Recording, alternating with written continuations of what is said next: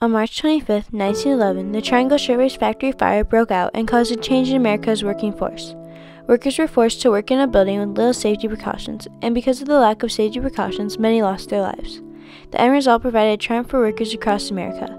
New regulations and standards helped create safer working conditions for all.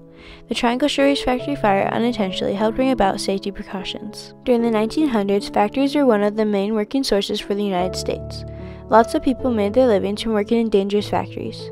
Women and young girls worked in factories alongside men. The only problem was that they were endangering themselves. Workers were killed from injuries from the machines in the factories. Unsanitary conditions in the factories would cause workers to get sick, but they couldn't afford to stay home. Sicknesses spread throughout the factories. Working conditions for these workers were very poor. The Triangle Shirtwaist factory was among the dangerous factories. The owners of the Triangle Shirtwaist factory, Isaac Harris and Max Blank, had made sure there weren't any safety precautions. Harris and Blank had one door that only opened inward so the workers wouldn't steal anything. The other door was always locked to prevent workers from stealing any items. The water buckets used to put out fires were usually never filled. Once a girl asked her boss why there was no water in the buckets. He said, "If you'll burn, there'll be something to put out the fire." Even though the factory had 4 elevators, one fully operated. The elevator was strong enough to hold only 12 people. To get to the elevator, the workers would have to go through a very narrow hallway. There was also only 2 stairways that entered into the street. Harris and Blank refused to put sprinklers in. In June 1909, a letter from a fire prevention specialist was sent to the owners of the Triangle Shirtwaist factory. But this letter was ignored. Large fire insurance policies would pay owners of factories if the fires occurred. Harris and Blank made sure their factory was dangerous to receive money. The Triangle had burned in 1902 because of the neglect to safety precautions. Alongside the Triangle, the Diamond Waste Company burned in 1907 and 1910. America was growing and the need for workers was increasing. Human tide, and coming on all the time, year after year, and growing. In 1907, 1,200,000 people, 1,200,000 people came into the city of New York, from Europe primarily. Companies were looking towards young girls. Young girls were working long hours. Many young girls were working on average 12 hours a day. They had limited bathroom breaks. To go to the bathroom, women had to leave the building. The workers were only paid $6 a week. At the end of September 1909, the International Ladies' Garment Workers Union went on strike.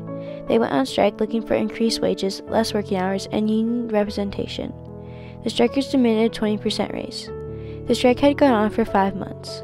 On February 23, 1910, the Triangle workers had decided to settle on increased wages and better hours. Although the workers got mostly what they wanted, they did not get union representation. Your teeth knocked out. What was the... Well, that I had to get rid of the rest of them. You weren't arrested for getting Oh, your we teeth used to be arrested 3 times a day, every time we've been picketing. In fact, the judges used to know our place name. Are you here again? The Triangle Shirtwaist Company owned the largest factory in New York City. The building was called the Ash Building. The Ash Building was known as the Fireproof Building. The Triangle was only located on the 8th, 9th, and 10th floors. Even though nothing was fair for the workers, they kept working. The Triangle made shirtwaists. Shirtwaists were blouses. A lot of work was put in to make shirtwaists. Among many of the workers, Mary Domsky Abrams worked as a blouse operator on the 9th floor. Dora Maisler worked as a sample maker on the 8th floor. 240 sewing machines were on the 9th floor alone. Dora Maisler's husband was waiting for her on Grant Street to get out of work. They had dinner plans. Dora was late and they never got to go to their dinner. On March 25, 1911, the fireproof building went into flames. 500 people were in the building when the fire broke out. The workers of the Triangle only had a couple minutes left until they were allowed to leave. The offices below the factory were closed for the weekend. The fire started on the 8th floor. Everyone struggled to get out. Since the lack of safety precautions, there was little the workers could do. Giuseppe Zito, the elevator operator, tried to rescue workers. Their efforts ended when the elevator cables broke and the elevator crashed to the basement floor with the workers inside. 36 innocent workers died in the elevator shaft. After a couple minutes, all the workers on the 9th floor and up were trapped. The doors were locked to prevent stealing, so the workers couldn't get out that way. Many resorted to the fire escape. The fire escape wasn't strong, so it could only hold one at a time. Multiple workers piled down the fire escape. The result of this action was that the fire escape broke and no one could get out that way. The firefighters that were there couldn't get their ladder up past the 6th floor. They placed a net to catch workers who were jumping out of the building. The net broke because of the amount of weight from lots of workers jumping. "We got there just as they started to jump," said Frances Perkins at the 50th anniversary of the fire. Perkins was in the row when she heard the fire engines. 58 workers died from jumping out of the building. The last person to jump was at about 4:57. Students from New York University across the street wanted to help. 10 men from the university made a human ladder. Only a few workers made it across. The men, including the workers, fell from the amount of weight. I ran in, then I saw her downstairs. She had gone already. Yeah. It was a big crowd. We all fell over. Yeah. And then they had to take us down. It was terrible. Sure. Hold the banister. Everybody was holding the banister. There was about 150 people there. How could you hold the banister? We all tumbled down. When we got there, the firemen wouldn't let us out because the people were coming down. Yeah. And when they were sure, then we came out. And I was looking for sure. She was right in front of me. I didn't even know That's it. good. That's And really I good. found her. Mainly the only ones who survived were the ones jumping from the next roof of the building beside the Triangle factory. 49 workers died from the suffocation of smoke. A husband of a worker was ill in the hospital, and when he found out, he jumped out of his bed. He wanted to help his wife, but because of his action, he died from a heart attack. All 70 workers from the 10th floor escaped, but 260 people on the 9th floor suffered their worst fate.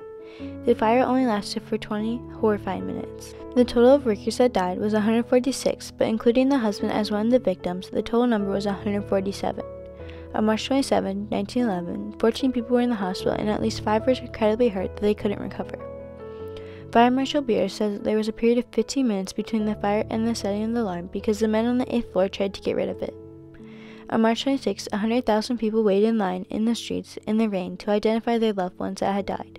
Only 7 victims were unidentified. People couldn't tell who was who because of the ash that the bodies were covered in. Family members of the victims wanted to press charges on the owners. The trial went on for over 18 days.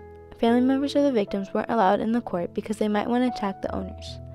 At the end of the trial, Harris and Blank were charged for manslaughter. In 1914, Harris and Blank paid $75 for each loved one gone. On April 5th, 400,000 people honored the ones who had lost their lives. More than 350,000 people marched in the funeral march. In October of the following year, the Sullivan-Hoey Fire Prevention Law was passed. This law had changed how the working force operated. The provisions of the law demanded standpipes, 3 separate stairways, sprinklers, and automatic fire alarms. U.S. Department of Labor have been making safety changes to the workforce to this day. Occupational Safety and Health administered the Occupational Safety and Health Act in 1970. OSHA puts out is a manual that is approximately 2 inches thick, letter size, and printed on both sides, and regulations for all forms of business. This act outlines safety precautions needed to make the work safer for workers. Companies are providing better air filtration, ergonomic seating, walkable offices, healthy snacks, and relaxation areas. Although many changes are being made, some companies are still lacking in the treatment of workers. Amazon is among one of those companies, as noted in this Ellen video. says she processed an average of 600 items an hour on the job here at a broken workstation that injured her back.